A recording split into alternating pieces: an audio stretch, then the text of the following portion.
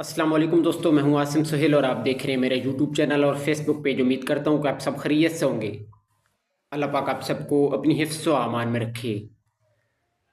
दोस्तों, बादाम एक नहायत मुफीद खुश्क मेवा है जो ग़ज़ाइयत, तवानाई और सेहत के लिहाज से बेहद कीमती समझा जाता है। ये दिमाग के लिए मुफीद है। बादाम में विटामिन ई, जिंक और ओमेगा 3 फैटी एसिड पाए जाते हैं जो याददाश्त बेहतर बनाते हैं और दिमाग को ताकत देते हैं। बादाम में मौजूद गुड कोलेस्ट्रॉल HDL दिल के अमराज से बचाव में मदद देता है।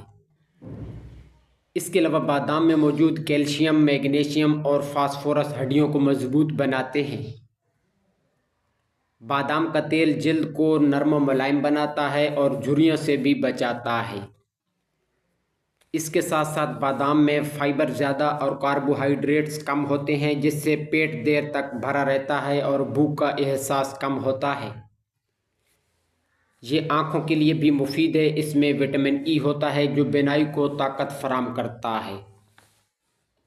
इस्तेमाल का तरीका यह है कि इसको आप भगोकर खा सकते हैं। रात को 5 से 7 बादाम पानी में भगोकर सुबह खाली पेट इसे आप ले सकते हैं। इसके अलावा बादाम को ब्लेंड करके दूध में शामिल करके भी ले सकते हैं। ये कमज़ोर अफराद और बच्चों को भी फ़ायदा पहुंचाता है।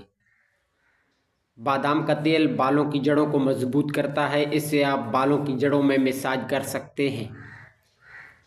नज़ला ज़ुकाम में भी आप इस तेल को 1 से 2 कतरे नाक में डाल सकते हैं। रोज़ाना 8-9 से ज़्यादा बादाम इस्तेमाल ना करें, ये मैदा पर बोझ भी डाल सकता है।